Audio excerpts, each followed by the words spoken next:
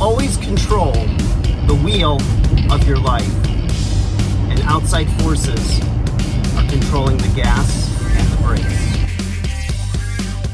Hey guys, welcome back to 5nothing100nothing.com. I am Buggin'. It stands for the fittest underdog guru using intelligent tactics. Today, guys, I want to talk to you about life, about your goals, about your career, about where you're going, about your relationships. Okay, and there's an old poem, and it talks about how life is 90% what happens to you and 10% how you react to it. And I guess as it pertains to this information, I was thinking of something funny that I heard on a television show I was watching with my son yesterday, and this kid was really excited to go on a trip with his grandmother, and he goes, when Grandma and I go on trips, I get to control the gas and brake. I said, what? And he goes, well, yeah, she's old, but she can still drive, but she only has enough strength to control the wheel and not enough for the gas and brake. So she lets him do it, which I thought was absurd. It was pretty funny. But I got to thinking about how, you make decisions for your life, goals and dreams and things that you want to accomplish. And sometimes you get discouraged when it's not coming as fast as you want, or it's confusing, or there's like a roadblock. There's, all kinds of things that come in to try to sabotage your efforts. And, I looked at it like, with the wheel of life, your decisions, you can take turns, you can take the exit, you can get on, the super highway, you can do all these things, and you control it, your life and where you're going by your decisions, by your actions, your reactions, right? And sometimes it's a matter of somebody else or outside circumstances or influences controlling the brake and the gas, the acceleration to get there. And you don't always have control of those factors in life, right?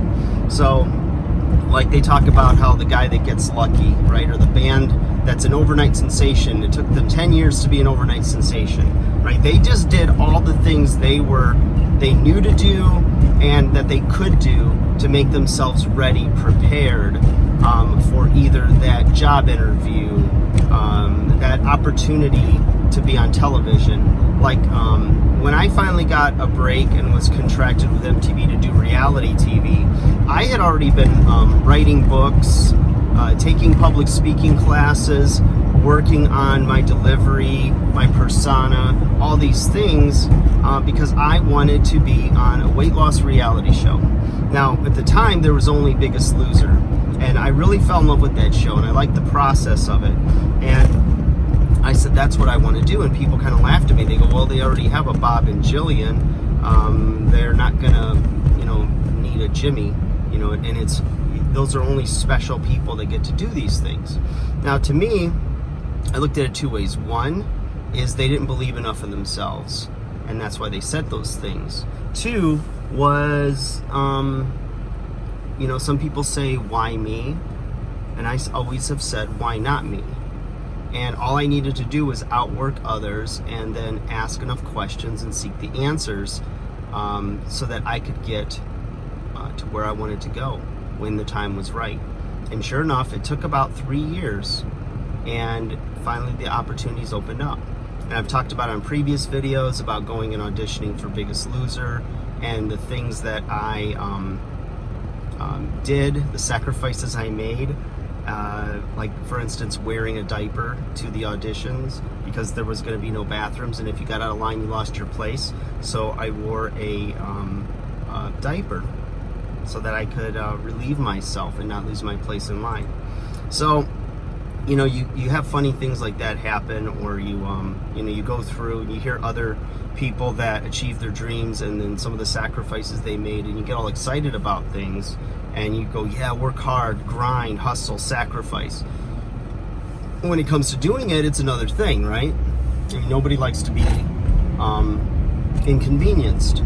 For instance, right now, with a little virus scare going on globally, people are, going and getting all of their comfort things that they want and they think they need, just in case, the world goes to hell in a handbasket, and now they have enough sanitizer, toilet paper, which is still a confusing one, paper towels, and, other things like that. So, we don't like inconvenience. We don't like pain.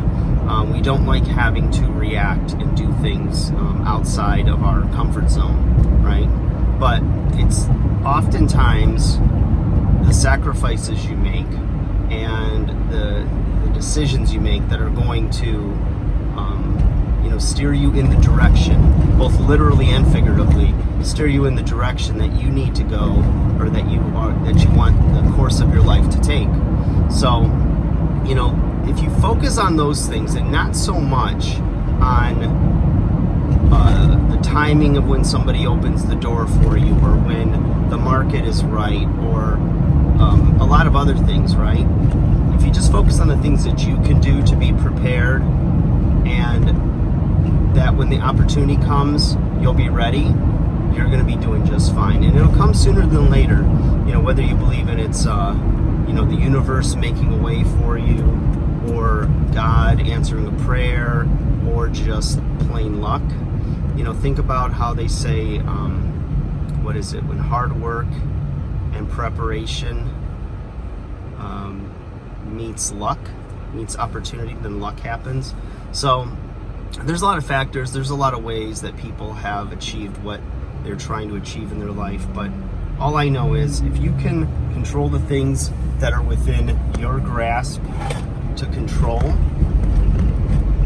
and do the things that you can do, then it's funny how just a little bit of magic dust kind of gets sprinkled your way, or the winds change and it blows your way. Because that's one thing about life, it always changes, right? That's one thing you can count on. So don't get too comfortable anywhere you're at, because it will be moved in some way, shape, or form in the very near future. So hope that encourages you guys. Like, share, subscribe, and I'll talk to you